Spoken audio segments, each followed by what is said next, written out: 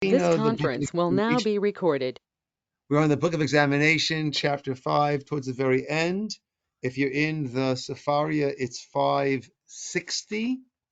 Okay, page 220, I think, in your book, Ness. And in your book, let me find it quickly.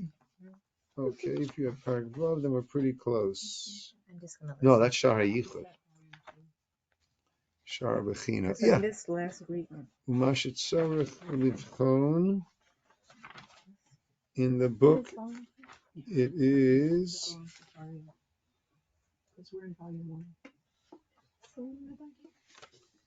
There we go. Okay, page 170. You did a lot. We did. In my absence. We did like 55 to like 60 or something. I remember we started on 55. Didn't we last week? Okay, the very bottom, page 172, 5 lines from the bottom, fourth last word in the line. Umashet Sarach Livchon. I think you have the same book there, Gabriella? These are volume 2. Oh. It's okay. You can use Safari. Okay. I've got mine. Umashet Sarach Livchon. Okay, so continuing with the wonders of the world that God has given us, and some of them are the natural wonders, some of them are the wonders that have made their way into society to allow for our smooth functioning. Uma shetzarich. Oh, in English, I think it's probably a new paragraph. Right? A subject, the bottom paragraph on page 173. And at the top of 220. On the top of 220 and 560. And we get started. Ulavin. And what we need to also give some thought to, ulavin, and to understand, simanei hachachma, the signs of this wisdom, halyonah, the chachma, this upper world wisdom, v'hayad hatova mimenu, and God's good hand. Hu askamas b'nei adam ala mekach v'ala memkar v'kesef v'zahav uv'kesef. That we all decide that silver has value and gold has value. V'hishtadlutam laharbot mehem, and we all make efforts to build up our silver and gold portfolios. Why is that? B'chemlat habore aleim. Why is that God's compassion? Sheyeh bahem tikun inyanam, because through that it brings much benefit towards our getting all of our needs, meaning there needs to be something of value, something of almost universal value that people recognize, and that way people are able to trade and get the things that they need. Even though they themselves, what are you going to do with a bar of silver? What are you going to do with a bar of gold? Melt it. Melt it and Just then drink it? No. Right? Something you're going to wear. Wear it, all right. I can think of a lot more functional things to wear than silver or gold, meaning that inherently, right, we don't have use. If you're hungry or thirsty, mechasron hamazon v'mayim, you're short on food and drink, lo yo'ilu rubam v'lo yimalei machsaro. No matter how much gold or silver you have, it's not going to malech machsaro. It's not going to fill your need. If you're in need of some medication, you're in pain, lo yirpeh, you're not going to get healed bizahav v'kesef, from silver or gold. Right? We use lots of different things for different means of healing. And very, very small amount is used maybe for teeth fillings. Even that we don't use anymore, right? But silver, gold, right? Who needs it? Who wants it? Everyone. Why is that important? Because now we have a means of earning something and having this universal means, basically barter, right? That's what we're giving. We're trading that which they'll be able to then trade again. Sheim harbe etzel tzat b'nei adam mitzad she'enam reikam mehem v'heim ma'at etzel rubam. Now this commodity cannot be equal, right? Right? If everybody has it, then what do we have? What we have today? Inflation, right? If everyone has a lot of money, then what happens? Then all the prices just keep going up and up and up, right? If everybody had a lot, then it would not accomplish its objective. Therefore, you have this dichotomy in terms of its, well, we'll see. Therefore, they're worth a tremendous amount, and they're also worthless at the same time. Right? We've had situations, right, where people had their currency and they have their suitcases filled with their currency, and they cross the border, and then they find out that it happened in Germany after World War One. Incredible devaluation, all that value that people had became virtually worthless. There is no benefit, inherent benefit. So the Chovot, Rav Bachya views this as a wisdom that God planted in our minds to have this means of trade, and this means of procuring that which we need. And we once had a speaker here who spoke about, if you think about it, right, what went into this very sophisticated, very, very sophisticated index card, right? Incredible, right? Trees, right? Trees. All the machinery to cut the trees, that's metal. Where's that coming from? And all the different parts, where's that coming from? How is it getting transported over there? That's roads. That's truck. I mean, you name it. All to get this simple little thing over to Rite Aid. So I could spend 49 cents and buy 100 of these. Maybe I'm dating myself. Now it's probably $2.49. Whatever the case is, right? It's almost the entire world working together, right? Oring, mining different metals and the oils, right? It's just incredible how everyone's got to all come together. And in order to do that, we need to have this means of trading with one another, that everyone feels that they're getting some value along the way. And the wood has to get broken down so that Yeah. it's flat. Yeah, processed, all the machinery and everything that goes into that, right? It's incredible.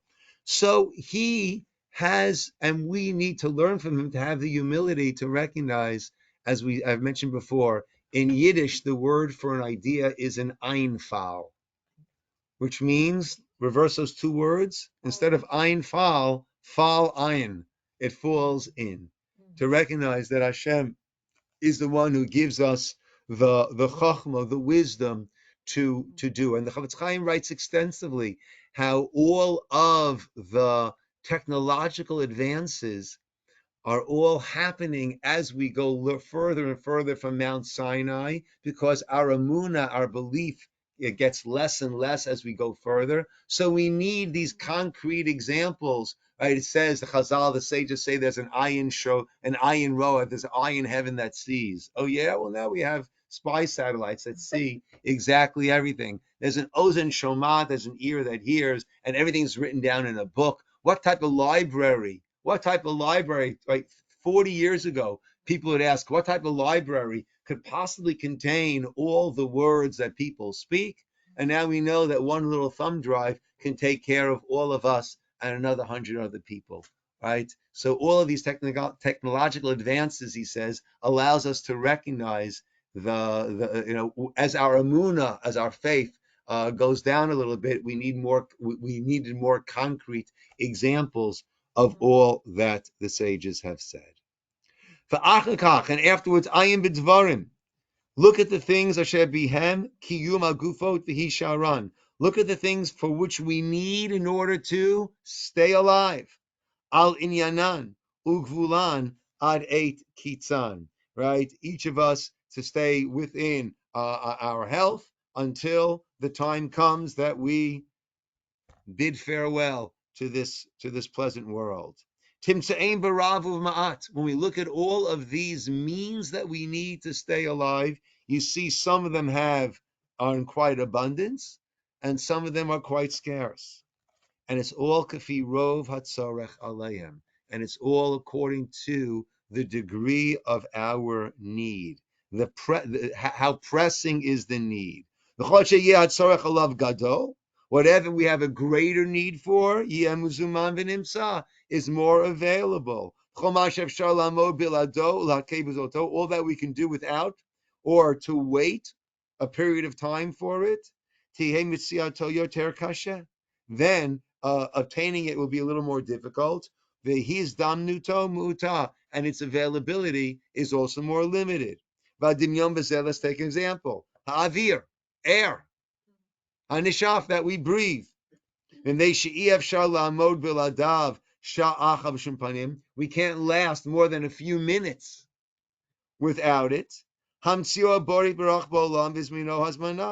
God has put it into the world and made it incredibly available. No matter how poor a person is, there's air to breathe. Granted, people speak about social inequality, and certain poor neighborhoods are more polluted areas, so the air, but everyone's got air. You don't need to buy your air.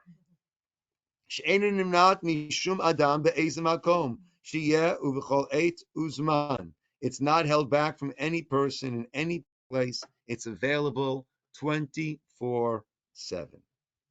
Let's go to the next step. We also have a need for water. We can go longer without drinking than we go without breathing. Otherwise, we spend all the time in the bathroom, right? Right? We're drinking all the time. So therefore, God sent it out over the face of all the land. But it gathers in certain places, lakes, pools, streams, oceans. It gathers. And therefore the living, right, humans, animals, everyone can go to it. Right? It's not withheld. But not with the same proximity and availability as when it comes to air. And sometimes people need to pay for their water. We do pay our water bills. Masha'ain came ba'avir, right? They haven't yet figured out a way to charge us for our breathing. If they could, they would, but they can't. V'heim mezumanim liktzat ha'chayim yoter mikzatam, right? And it's more available to some than to others. But there is availability, albeit less than air, because the pressing need is that much less.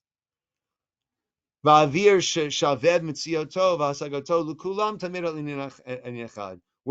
air is equal opportunity availability for everyone in the same way at the same time. Let's go to the next step. We also need food. We need our fuel for our body. But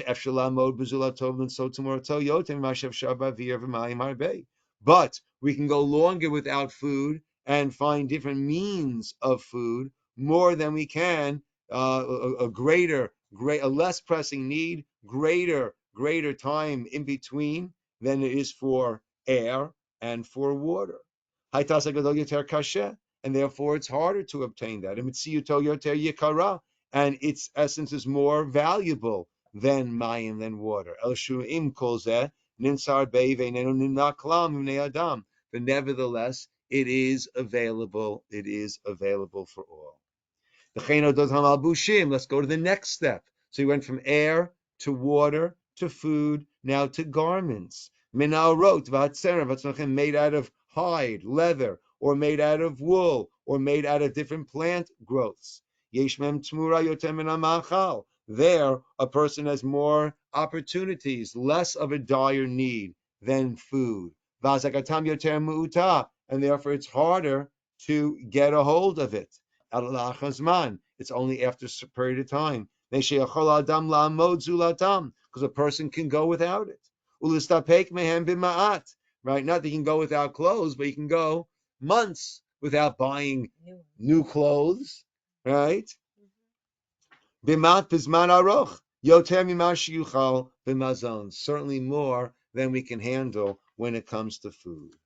Aval avanim yakarot. But those precious stones, gems, v'hazahav, v'hakesef, like we mentioned, or precious gems, or gold, silver, v'shaminei amotzaim, or other such expensive, valuable items, neishayat tzorech alehem ba'atzmam ma'at, since the need for them is very, very small, v'tolatam yoter rechoka, and any actual inherent benefit is even more distant, elamitzad askama alehem, but only because of our agreement that this is valuable. You won't find it by most people. Just like the way you find food, everyone. By everyone. Right, available to all. And that is for the purpose that we mentioned, that we need to have this commodity, this item of limited availability, in order that we have this means of working together and producing this for $2.49 for me to buy, walking over to the store, 100 feet away. Because everyone can go without the gold and without the silver. Yishtabach Haborei. Praise the Creator. Hachacham, with such incredible wisdom. Hachomel, with such compassion. V'hamerachem alavadav, who has this compassion, this kindness on his servants. Asher eino aleim l'tova, that his eyes are on us for good. B'chol ma sheyesh bo takanatam, for each and every facet of our lives. Ve'ein eloka mibaladav, as we're saying now, HaMelech HaKadosh, he is the one, he is the one. There is no Eloha, I should say, mibaladav. There is no power besides him. Kamosh Amar Yonah, like Hashem said to Yonah, after Yonah was upset about the teshuva that had been done by the city of Nineveh. When are we going to read about that? Yom Kippur, that's true. And he said to him, Achas ata chasta ala kikayon. You had compassion on this little kikayon, this gourd, fast-growing gourd plant. Asher lo amalta bo. You didn't put effort into it. V'lo gidalto. You didn't grow it. You didn't raise it. Shebin laila haya bin laila avad. That within a night it came about, and within a night, avad, it was lost. V'ani lo achus al Ninveh ha'ir agdolah. Will I not have compassion on this great, large city of Nineveh? V'amar David alav Hashem, and King David said, Tov Hashem l'kol v'rachamav al kol ma'asav. Hashem is good to all, and his compassion is al kol ma'asav, on all that he did.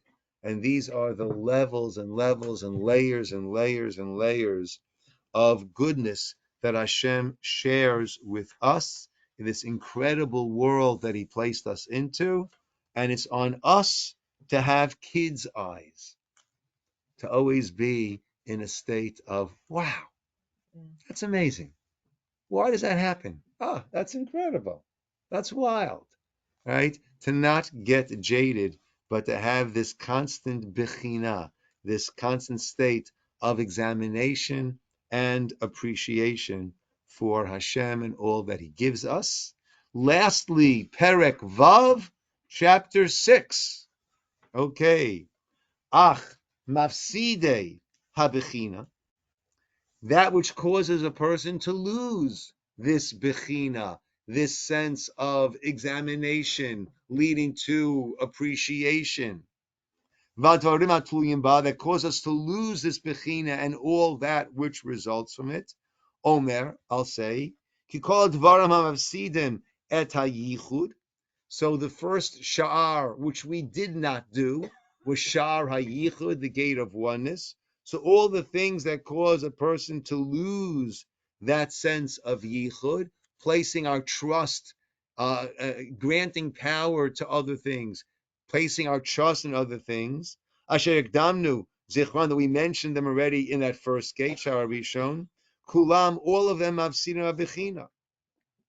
והשלושה פנים אשר הגדרנו, זכרם בתחילת השער הזה, גם הם מפסידיה. And the three things that we brought in the introduction to this Shaar, right, which is constantly running after wanting more and more. So when I want more and more, I don't appreciate what I have, or growing accustomed to all the things that we have and to all the good, or the issues that come up in life, the problems that we have in life. Remember, he gave those beautiful mashal and beautiful parables earlier on at the start of this chapter, which was quite a while ago, right?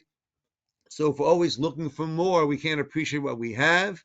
And then he compared the child that was gathered in by a wealthy person, the infant on the doorstep, and then the person who was rescued from creditors who had taken him captive when he was in his 20s. And there the philanthropist took care of this person for 2 weeks.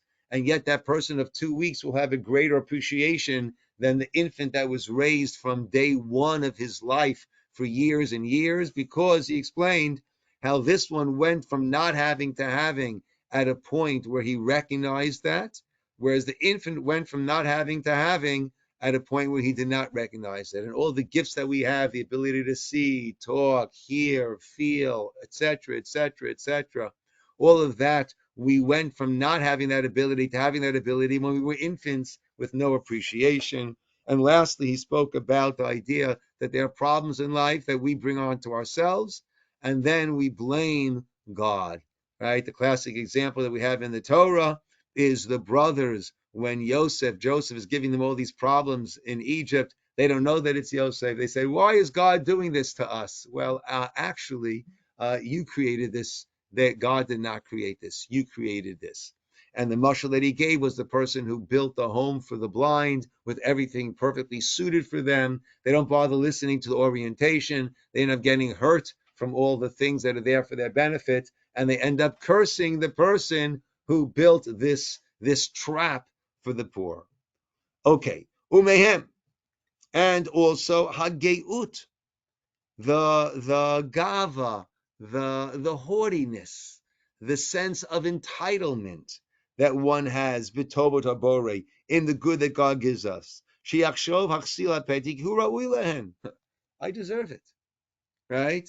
I always said, one of the expressions that grates against my sensibilities is when someone says, "I've been robbed. I've been robbed." Like they owned anything. Like we have anything coming to us. Yeah. Or like Rabbi Schwab, towards the end of his life, he was in a very debilitated state, and he still had this beautiful smile on his face, and his children, grandchildren said, probably Upa, Rabbi Schwab, in German, right? Still, right? Even in this state, you have such a simcha. And he said, let's say someone's been giving you $1 million a day your whole life, and now towards the end, he's giving you $100,000 a day. Are you going to say thank you and appreciate it? You're going to say, well, why don't you give me $1 million? Right? But this geut, this haughtiness that we have, that we foolishly think that I deserve it. If I don't have it, I've been robbed. And I deserve even more than that. Ve'eno bochem, without examining the tovat alokim, all the good that God gives us. V'lo yechayev et nafsho, and not bringing oneself, obligating oneself, recognizing one has obligation, l'shabeach alein, to praise, ulodo, to thank the Creator. Ubekamuto, and about that, the Chacham, the wise one, that's King Solomon Shlomo said in Mishlei, To'avat Hashem kol gavalev. Right? Those who have this haughty heart, that is something that is despised by God. Things that are dependent on Bechina, that hinge on this Bechina examination, mayhem, Adam Tovat Elokim Alav. The person needs to recognize, understand, appreciate all the good Hashem gives us. And to want to give back, to want to do. If Hashem asks us to do something, I'll want to do it. Certainly when it's not for God's benefit, but it is for our own benefit. To always be thinking about these different signs that we've been discussing of the wisdom of the Creator.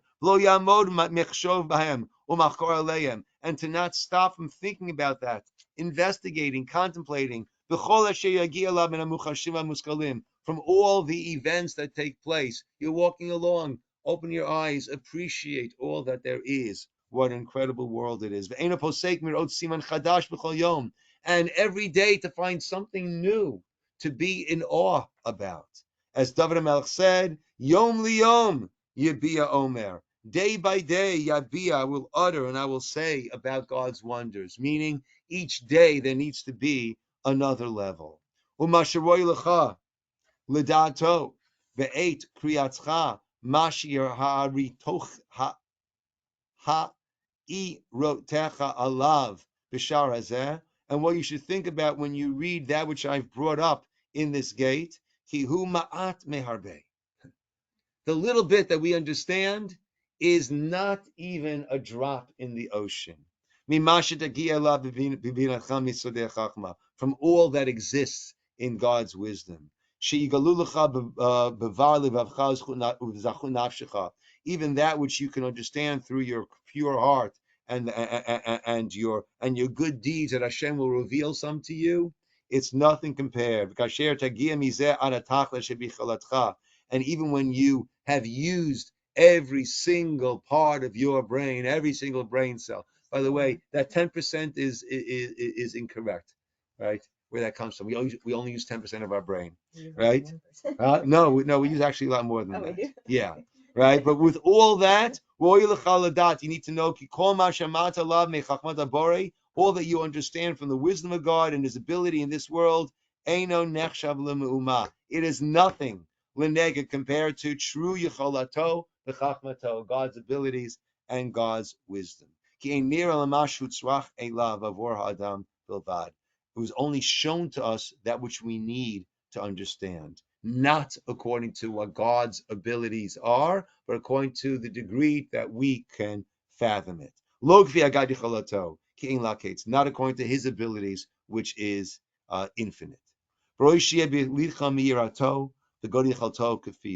And therefore, a person needs to have this awe in themselves according to each one's ability. Right? Not just that according to that which I understand.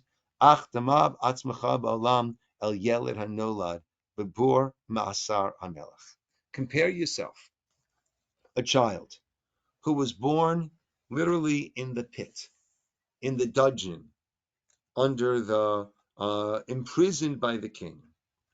And the king had compassion on this child that was born to this terrible criminal who's in prison. And therefore the king supplies all the needs of this child. All the needs, of course, in this prison, in this dungeon. The child got older and got wiser.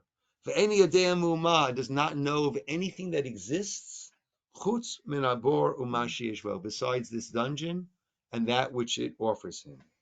Tadir, and the king's emissary would come to him constantly, right, to give him whatever he needs. Miner, candles, machal, food, mishter, drink, kasut, garments, vodio.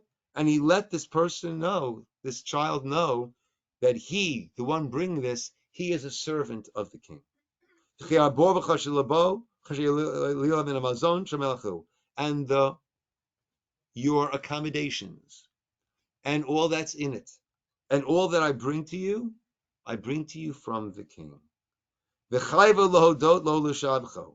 Therefore, he tells this child, this young man now, you should give thanks to the king. And he says, Ani mishabeach, I praise the great owner of this dungeon, Asher lakachani la'evelo, who has taken me as his servant, v'yachdani, and has designated for me all this good, v'sam eino v'libo alai, and he's always having me in mind and in his thoughts, and always taking care of all of my needs. That's what this prisoner says. Amelo Ashliach, and the king's servant, the one who's supplying him, says to him, Al Tomar Kain. Don't say it like that. Pentecheta. That will be a sin. The, the king's domain extends far beyond this little pit of yours. He's got the wide land that belongs to him that can't even be told. And you're not his servant or his only servant. His servants are more than can be counted. And the good that he sends to you and his kindness is considered nothing compared to the good and the kindness that he extends to so many others. And he's watching over you, his providence over you is nothing compared to the way he oversees so many, and to the degree and to the amount. And the child says, I don't know what you're talking about. But havinoti midvar melech. I now understand. I only understand according to what I've seen, what I've experienced. So the shliach, the emissary, instructs him. Emor, say as follows: Ani meshabeach, I praise HaMelech Elyon, the King, the great, great King. Asher ein kates l'malchuto, that there is no limit to his kingdom. Below tachlit, there is no end. L'tovato, to his goodness. V'chasto, in his kindness. V'ani kolo chashuv, and I am like non-existent. Bein rubei chayalav, amongst all of his hosts. Ve'ineni, enenu klum, v'godu yecholto, and my area, that which he supplies me, is nothing at all compared to his incredible ability. Ve'vin hanar, and now the child understood me, Yana Melech, from that about the king, mash lo haya mevin, that which he couldn't understand from his own experiences. V'gadla malato b'nafsho, and the God's awesomeness increased so much in his soul. And he had this incredible awe in his heart. And now even greater is the good. He viewed even in an even greater way the good that God, that the king, had sent to him. Once he understands who the king is and how inconsequential he is, now he understands the incredible chesed, the incredible kindness that the king sent so much to him. V'yigadlu matnotav etzlo, and therefore any gifts that he got become that much more aggrandized. V'ata achi, and now my brothers and sisters, sim libcha, take to heart, ela dimyon hazeh, this comparison. When you look at the planets, you look at this universe.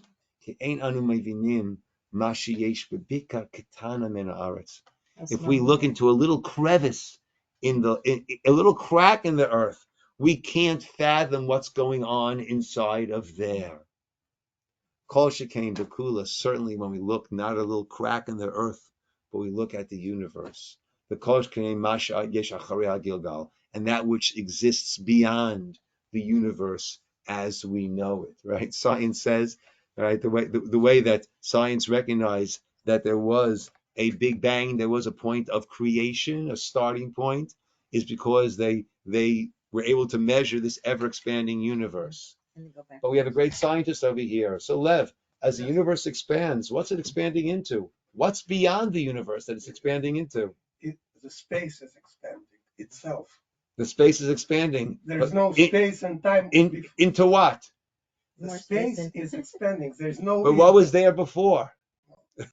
Sure. We have no idea. Sure. We can't wrap our heads around it. That's Hitbone.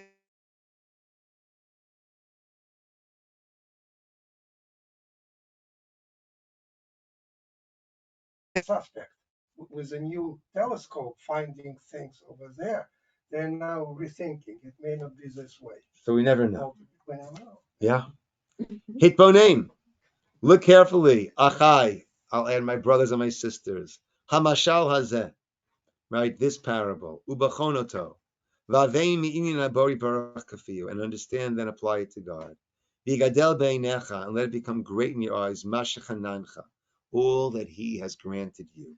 Mituvo, from His goodness. V'chasto, and His kindness. Asher sam alacha eino, that He's looking at you. Eyes are on you. L'tova, to give you good. Amongst all of His creations, He's concerned about every single one of us. He's concerned about Robin, Gabriella, Cheryl, Nissim, Esther, Shulamit, everyone. Equally, right? Yeah. I mean, everyone has. Vigadel beinecha. Va'beit el sifro. And then look to his book. U'mitzvotav, his mitzvot. Chukav, and the ordinances. Ba'ayin ha'gedola, with a big eye. Va'aver ha'machshvata rov ha'mora v'agdula, and sense that tremendous awe and greatness of God. Asher timsa b'libecha, that you can find in your heart. L'misha timsa yado min hatov, to all of us who have gotten so much goodness. Yoter mimcha mibnei adam, ki kefi yitrom malato amalatcha umiyut tzarcho elecha. Look at, right, how high He is and how little He needs us, yet He gets involved. Tieh gdolot tovato etzlech, and that way a person will feel the incredible gifts that we get from God. And so too, the mitzvah, the Torah, should have such a high place in our hearts. And